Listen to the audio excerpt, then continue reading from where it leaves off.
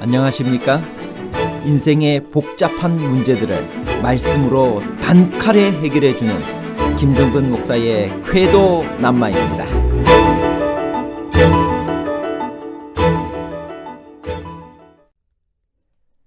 누가복음 1장에 등장하는 데오빌로 각하는 누구인가요?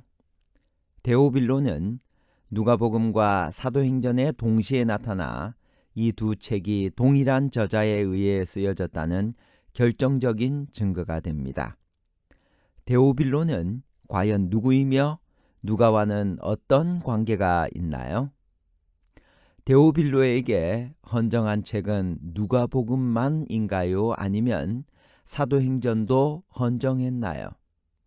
누가복음과 사도행전에 관한 복잡한 문제를 하나님 말씀의 가르침으로 명쾌하게 해결해 드리겠습니다. 누가복음을 기록한 기자는 누구인가요?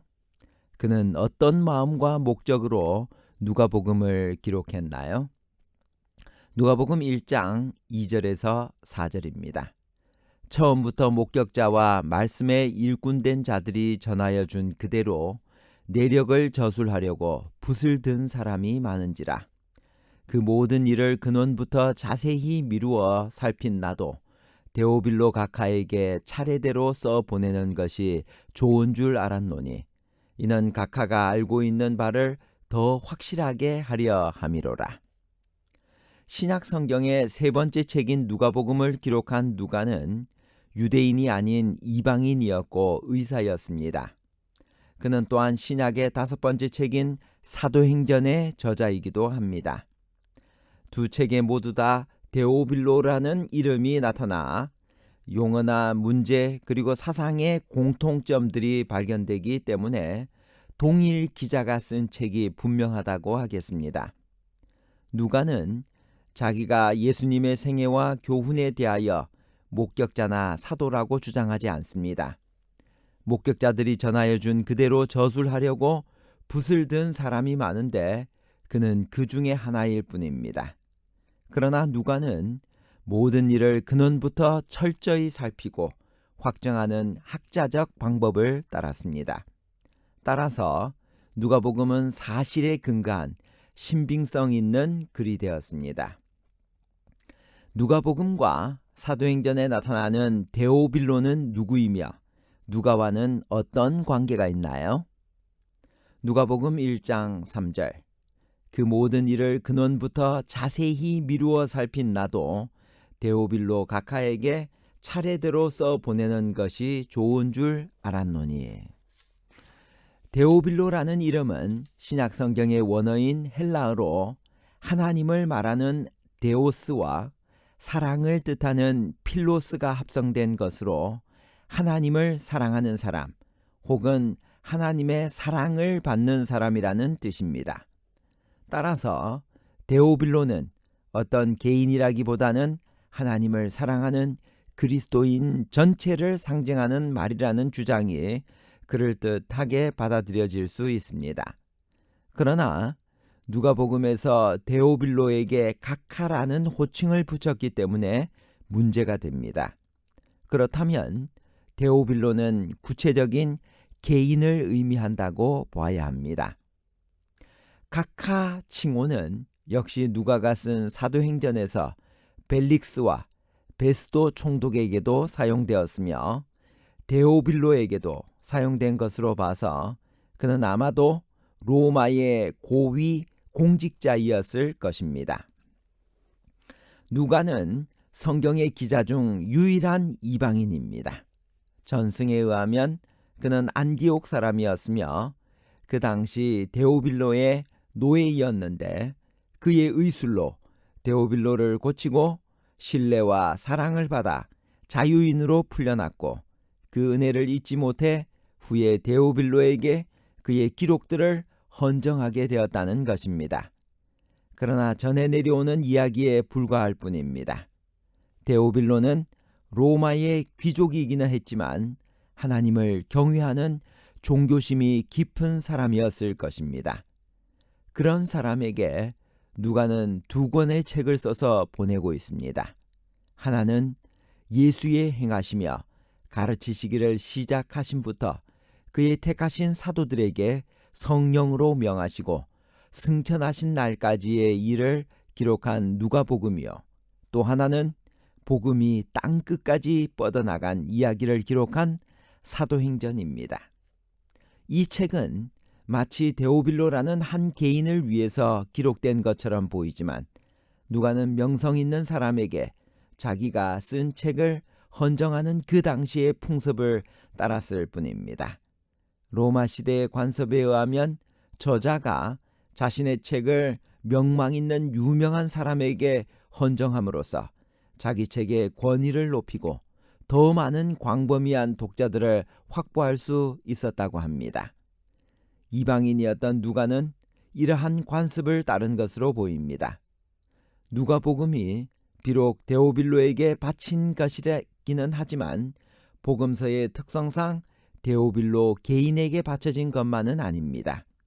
그의 이름을 빌려 하나님을 사랑하는 모든 이들에게 보낸 글인 것입니다.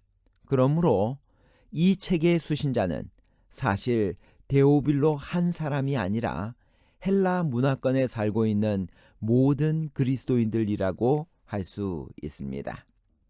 누가는 데오빌로로 대표되는 하나님을 사랑하는 이방인들에게 복음서를 기록하여 하나님의 아들이 이 땅에 태어나신 것은 역사적인 실제 사건이라는 것을 증명하였으며 사도행전을 통하여 기독교를 변증하고 기독교가 어떻게 전 세계에 전파되었는가를 보여주었습니다. 누가는 그의 쓴 두 책을 그 당시의 헬라 풍습대로 그의 후원자인 데오빌로라는 로마의 고관에게 헌정했습니다. 데오빌로는 안디옥의 귀족으로 누가가 그리스도인이 되기 이전 누가에게 은혜를 베푼 사람으로 생각됩니다. 그러나 누가복음이 데오빌로 한 사람을 위해 기록되었다고 생각해서는 안 됩니다. 오히려 데오빌로로 대표되는 하나님을 사랑하는 그의 이방인 독자들이 이 두 책을 읽고 하나님의 아들께서 이 땅에 태어나신 것은 구속사적인 사건임과 동시에 세속사에 있어서도 하나의 역사적 사실이며 그리스도교는 유대교의 한 분파가 아니라 땅 끝까지 복음을 전파하는 종교임을 알 수 있게 되기를 누가는 희망했다고 보아야 합니다. 그는 또한 누가복음에서 길을 잃고 헤매는 가난한 자들과 이방인들을 찾아 나서시는 어진 목자이신 예수 그리스도를 강조했습니다. 누가복음 1장에는 침례 요한의 탄생과 어린 시절이 기록되어 있습니다. 제자가 아닌 누가가 어디서 이런 이야기들을 들었을까요? 누가복음 1장 5절입니다. 유다 왕 헤롯 때의 아비야 반열에 제사장 한 사람이 있었으니 이름은 사가랴여 그의 아내는 아론의 자손이니 이름은 엘리사벳이라. 누가복음의 첫 부분에는 침례 요한과 예수님의 탄생 이야기가 비교적 소상히 기록되었습니다. 누가는 어디에서 이 자료들을 얻었을까요? 누가는 의사이므로 다른 사람들보다는 여인들과의 접촉이 더 많았을 것이라고 추측할 수 있습니다. 바울이 예루살렘에 머물 때나 가이사랴의 감옥에 있을 때 누가는 예수님의 어머니 마리아나 침례 요한의 어머니 엘리사벳과 만나 그들의 아들들의 잉태와 어린 시절 이야기를 들을 수 있는 기회를 가졌을 것입니다. 그리고 그가 들었던 많은 이야기들을 함께 수집하고 편집하고 모아서 누가복음을 기록하지 않았나라고 생각을 합니다. 누가복음 1장에서 마리아의 신앙에서 배울 수 있는 교훈은 무엇인가요? 첫째, 그녀는 경건하며 준비되어 있는 여성이었습니다. 둘째, 순종하며 받드는 여성이었습니다. 셋째, 교육을 많이 받지 못했으나 어린 예수를 가르치기에 충분한 지성과 성경 지식을 갖춘 여성이었습니다. 결론입니다. 첫 번째, 데오빌로라는 이름은 신약성경의 원어인 헬라어로 하나님을 말하는 데오스와 사랑을 뜻하는 필로스가 합성된 것으로 하나님을 사랑하는 사람 혹은 하나님의 사랑을 받는 사람이라는 뜻입니다.